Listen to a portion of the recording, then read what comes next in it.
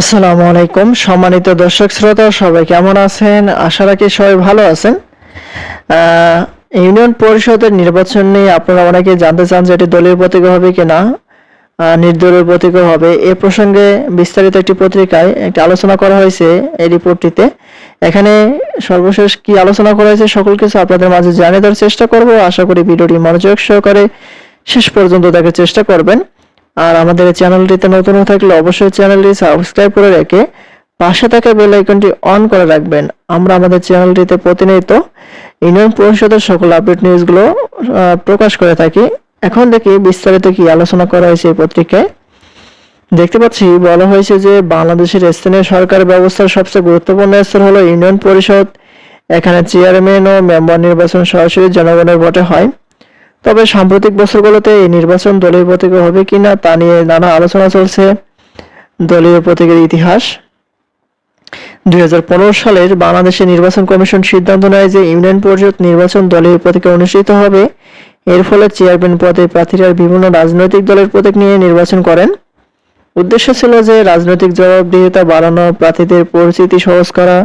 কিন্তু বাস্তবে অনেক জায়গায় দেখা গেছে যে সহিংসতা বৃদ্ধি, দলীয় প্রভাব বেশি হয়ে যাওয়া, স্থানীয় বিরোধ বৃদ্ধি। বর্তমান আলোচনা হবে যে সম্প্রতি আবার আলোচনা শুরু হয়েছে যে ইউনিয়ন পরিষদ নির্বাচন কি আবার দলীয় প্রতীক ছাড়া অথবা নির্দলীয়ভাবে করা হবে কিনা। অনেক রাজনৈতিক বিশ্লেষক ও নাগরিক সমাজ বলছে যে স্থানীয় নির্বাচন দলমুক্ত হওয়া উচিত। এতে সহিংসতা কমবে, জনপ্রিয় ব্যক্তি সহজে নির্বাচিত হতে পারবেন। আর অন্যদিকে কিছু দল বলছে যে দলীয় প্রতীকে থাকলে স্বচ্ছতা বাড়ে, ভোটারদের জন্য সিদ্ধান্ত নেওয়া সহজ হয়। আর নির্বাচন কবে থেকে হবে? নির্বাচন 2026 সালের প্রেক্ষাপটে এখনো চূড়ান্তভাবে ঘোষণা হয়নি। তবে জুলাই মাসের কথা অনেক পত্রিকায় উঠে এসেছে যে জুলাই মাসের দিকে হবে, এখানে হওয়ার সম্ভাবনা রয়েছে। আর নির্বাচন কমিশন পরিস্থিতি বিবেচনা করে নতুন সিদ্ধান্ত নিতে পারে। ভবিষ্যতের ইউপি নির্বাচন নতুন নিয়মে হতে পারে। কি পরিবর্তন আসতে পারে যে দলীয় প্রতীক বাতিল করা হয় কিনা, চেয়ারম্যান ও মেম্বার প্রার্থীরা নির্দলীয়ভাবে নির্বাচন করবেন, প্রতীক হবে ব্যক্তিগত যেমন কলম, ঘড়ি ইত্যাদি।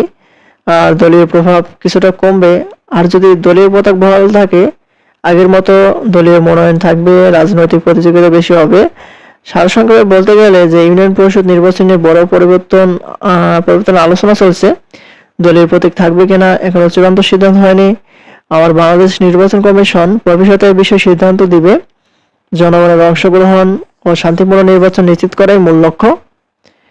এ হচ্ছে ইউনিয়ন পরিষদ নির্বাচন সংক্রান্ত সর্বশেষ আপডেট। পরবর্তীতে নতুন কোন আপডেট আসা মাত্র আমাদের চ্যানেলটিতে পেতে অবশ্যই চ্যানেলটি সাবস্ক্রাইব করে রাখবেন। আজকের মতো পর্যন্ত সবাই ভালো থাকবেন, সুস্থ থাকবেন। ধন্যবাদ সবাইকে। আসসালামু আলাইকুম।